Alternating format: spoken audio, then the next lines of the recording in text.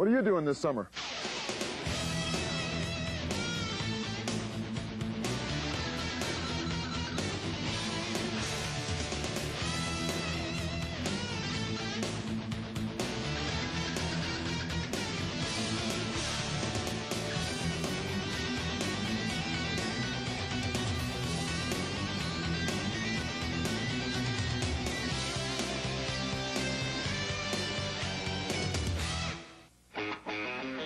If you're at the Orem Summer Camp, you'll be challenging yourself to do things you've never done before. You'll be making new friends from different parts of the country and from all over the world. But most of all, you'll be having the time of your life. Whether your style is cowboy boots or toe clips, hang on to your Stetson or your helmet when you come to stay at the Orem Summer Camp. There's a certain mystique about the Orem Summer Camp. Its location in central Arizona, the high desert, our surroundings. We have mesas to the north, a creek running through campus, desert terrain. For any camper who's ever watched a Western, to come here, there's a sense of adventure, as if they're living out maybe some Western childhood fantasy, a chance to get on a horse and ride through the desert. It's been great for my kids. I searched out to find a camp that I thought would be a real ranch where they could learn rodeo skills and be able to come back and possibly participate in rodeos in Memphis. 4 years ago, my boys had never held a rope in their hand. They have each qualified for the United States Team Roping Finals. They have been roping competitively ever since. But most of all, the atmosphere has been a Western, and it's so unlike Memphis, Tennessee. They love it. Well, I imagine that most parents are looking for the same sorts of things that my parents were looking for when they sent me to Orem as a 12-year-old. They're looking for a place that's safe, a place that's going to allow their children to grow emotionally and physically, and a place that's going to send their children back home with something a lot more than they had when they left. The spirit of the Old West has been a part of this ranch since the Orem family settled here in 1929. The thousands of young people who have spent their summers here quickly learned that it doesn't matter whether you've ever seen a horse, because we're here to teach you all you need to know, and then some. All right, now come on over here then, Carlos. Now I want you to put your right leg, your right foot up here on my knee. Use this, is that your right? Your other right. Get that right. Yeah, there you go. You get up there. Okay, now use these strings and things. Just climb right up that saddle. Put your left leg. There you go. Put this left leg in the stirrup and hike it on over. Attaboy. Good deal. We have 40,000 acres of rangeland to explore on horseback, mountain bike, or on foot.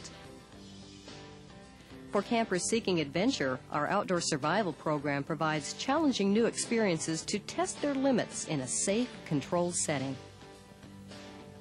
They will learn desert survival skills and learn how to leave a pristine environment just the way they found it. Well, the kind of experiences we toss our kids into, basically the day after they get here, we've got handcrafts, we've got leather, we've got horseback riding and horsemanship that we take great pride in. It's a very extensive program. We have riflery, we have archery, all these things, and the thing that I think is unique about this camp is that the campers get to choose what they want to do. They talk to us, they come to us and say, here's my interest, this is what I really want to do, and if they didn't like something that much, then they have the opportunity to change. But if they really love it, then that opportunity for them to stay and excel in that particular activity is also there.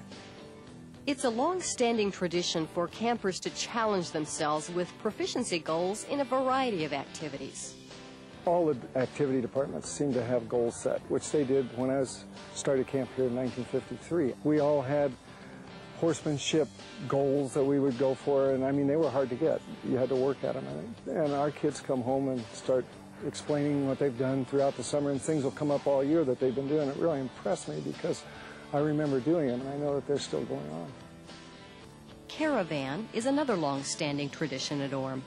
Campers develop an appreciation of the cultural and natural attractions of the Southwest by traveling for 10 days as a self-sustained group through canyonlands, magnificent mountains, and historic ruins. It's a tradition of loading up a group of young people with their camping supplies and taking them to places they've never seen before to gain exposure to people and cultures very different from their own. And on these caravans, every kid and every counselor is responsible for a job. They have the sense of, my job is important. It may not take all that much time, but without my job, the caravan won't succeed. We provide our own food, we carry our own water, and the kids really get a sense of what it would take possibly 100, 150 years ago for people traveling across the country. Other off-campus trips include running the Green River and a 4th of July celebration at the world's oldest rodeo. It's not unusual to feel a little nervous on your first day of camp, but counselors are eager to make you feel welcome, and you'll find yourself making friendships which will last a lifetime. When they arrive, they're a little unsure, and counselors greet them. They interact with their campers, and everybody joins in games and activities, whether it's all summer or just 2 weeks. The campers really make wonderful friends. They have special bonds with their counselors, in which I know counselors still receive letters year after year from their same campers. Well, what keeps kids coming back, I guess, is sort of the same thing that made me come back after 20 years of being gone. It's just a feeling that you get from being at the place with the people and doing the program. I'm not really sure I can quantify what that is, but it's something magic that just sort of grabs a hold of everybody that comes.